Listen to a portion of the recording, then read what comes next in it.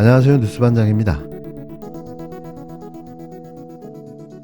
제가 굉장히 심각하게 본 게 네. 어제 오늘 윤석열 대통령의 직접 말씀이 네. 지금 두 번째, 세 번째 바뀌었어요. 네.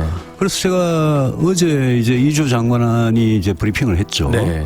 그 이제 학교에서 배운 거, 네. 그 범위로 출제해라. 네. 수능에 대해서 대통령께서 그리 직접 말씀하셨다는 것도 굉장히 놀라웠어요. 네. 그런데 저녁에 또 바뀌고 오늘 아침에 또 바뀌었단 말이에요. 네. 제가 이걸 보면서 이게 이주 장관이 교육부 장관이 어제 교육 계획에 대해서 보고한 그 내용이 아예 없던 거예요. 네. 그럼 대통령이 그냥 툭 던진 네. 이야기라고요. 즉자적으로. 그것도 수능의 난이도에 대해서 네. 수능 출제 문제 이렇게 해라라고 네. 말이죠. 저는 이게 상당히 시간을 이렇게 두고 교육계획 방향을 이야기한 걸 처음에 제가 착각한 게 네. 당장 원래 지금 수능이 150일 남았는데 그렇죠. 네. 150일 앞두고 수능 문제의 난이도에 대해서 대통령이 직접 이렇게 이야기하면 아니 당장 수능 그 시험 문제에 영향을 당연히 미칠 거 아니에요. 네. 그래서 제가 놀라운 게 수능의 난이도를 교과서 안에서 학교에서 배운 거로만 하라 이러면 지금 당장 학원이고 학교고 학생들이고 하는 전부 다 이번 수능은 그냥 물수능이 되는구나. 네. 쉬워지는구나. 네, 네, 이렇게 네. 되는 거거든요. 네. 지금 들으신 내용은 16일 KBS 라디오 최영일의 시사본부 특집 인터뷰에 출연한 유승민 전 국힘당 의원의 발언이었는데요. 믿기 힘든 윤석열 대통령의 아무 말 대잔치로 이번에는 교육까지 타격을 입고 있다고 밝혔습니다. 매번 느끼는 거지만 이렇게 못하는데도, 이렇게 나라를 말아먹고 있는데도 윤석열 대통령의 지지율은 항상 30%대 초중반을 유지하고 있는데요. 참 신기하죠? 제 예측으로는 10% 초반에서 중반쯤이 맞는 지지율이 아닐까 생각됩니다. 아니, 한 자리 숫자일지도 모른다는 생각마저 드는데요. 이러다 보니 무슨 조작이라도 있지 않는 걸까 의심을 하게 되는데요. 아무리 콘크리트 지지율이라는 30%가 존재한다고 해도 무지와 무능으로 검증된 아마추어 대통령의 이상한 지지율이 매번 저를 당황스럽게 만들고 있습니다. 윤석열 대통령의 국정수행 긍정평가가 35%를 기록했습니다. 부정평가는 57%로 16일 집계됐는데요. 직전 조사와 비교하면 긍정평가와 부정평가가 모두 변동이 없었습니다. 한국갤럽이 지난 13일에서 15일 전국 만 18세 이상 1000명을 대상으로 한 여론조사 결과를 보면 윤 대통령의 지지율은 5월 3주차 조사에서 37%까지 회복했다가 2주 연속 하락세를 보였는데요. 지난주에 이어 이번 주는 30% 중반 지지율을 유지 중입니다. 윤 대통령 국정수행 긍정평가 이유는 외교가 25%로 가장 높았지만 직전 조사보다는 15%포인트 하락했는데요. 노조 대응은 10%로 4%포인트 올랐으며 부정부패 비리 척결은 4%로 직전 조사보다 3%포인트 상승했습니다. 누가 봐도 지지자들의 착시 현상이 지속되고 있는 것으로 보여지는데요. 외교를 제일 잘하고 있다는 답변은 충격적이기까지 했습니다. 여기에 노조 대응, 부정부패 척결이 긍정평가의 이유라니 할 말을 잃게 만들었는데요. 여당과 제1야당 대표가 당대표로서의 역할을 잘 수행하고 있는지를 묻는 질문에 김기현 대표에 대한 긍정평가는 29%, 부정평가는 57%였는데요. 이재명 대표는 긍정평가 32%, 부정평가 60%로 나타났습니다. 역시 보수 지지층에 대한 과표집의 결과로 해석되는데요. 여론조사 기관 갤럽의 특징 중 하나입니다. 이번 조사는 95% 신뢰 수준의 표본오차 플러스 마이너스 3.1%포인트이며 자세한 내용은 중앙선거 여론조사 심의위원회 누리집을 참조하시면 됩니다.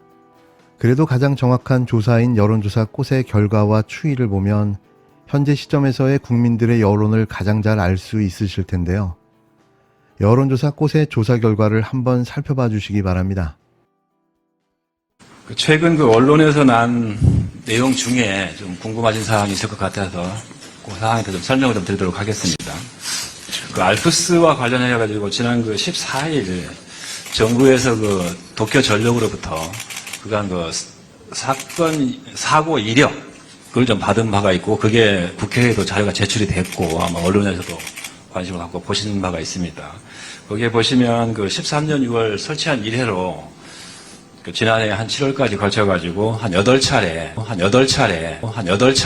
고장이 있었다라는 보도가 있었을 겁니다.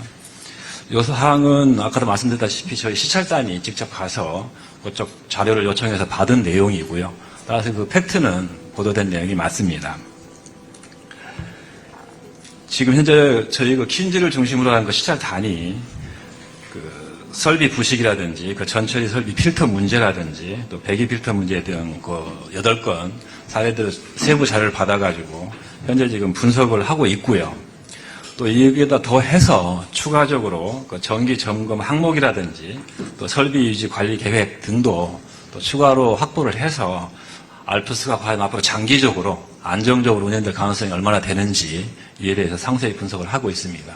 아마 분석 결과는 최종 보고서 발표를 드릴 때 같이 다 포함이 될 계획입니다.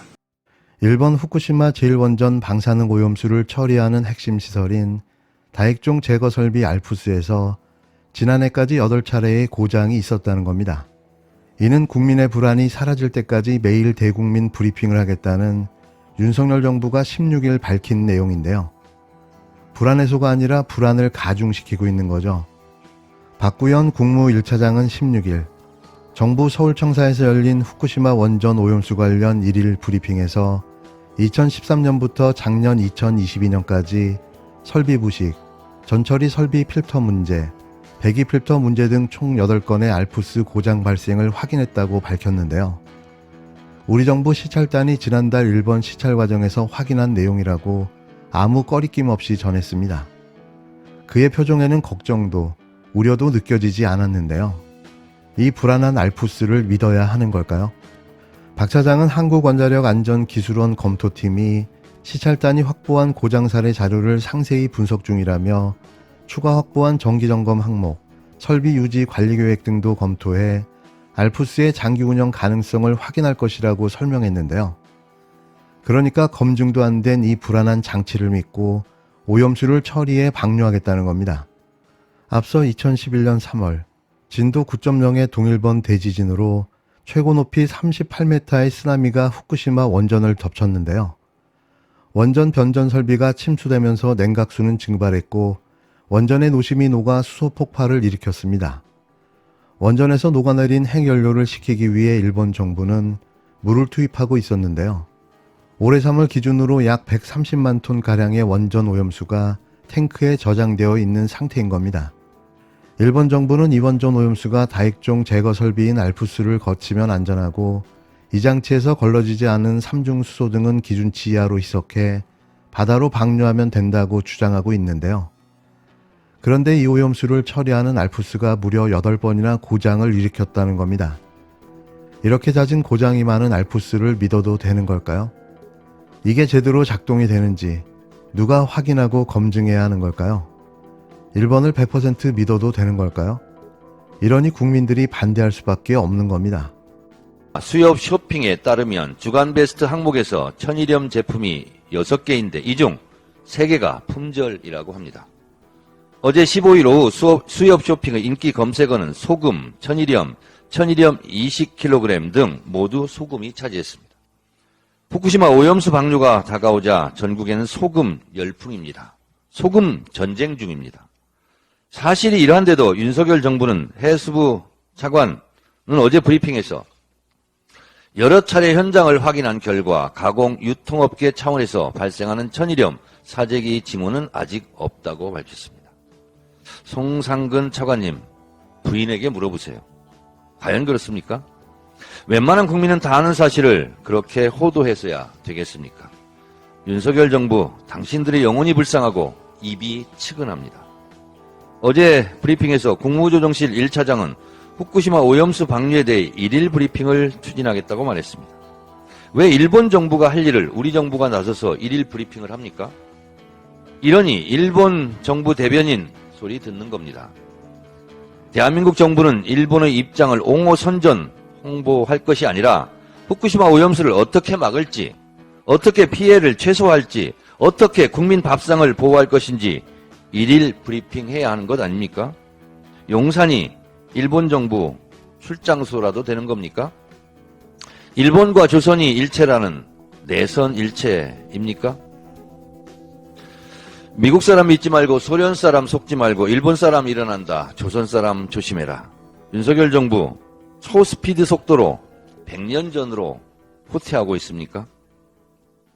윤석열 정부께 고언합니다. 역사의 죄를 지키지 말기 바랍니다. 하늘은 무심하지 않습니다. 나중에 천벌 받을 겁니다.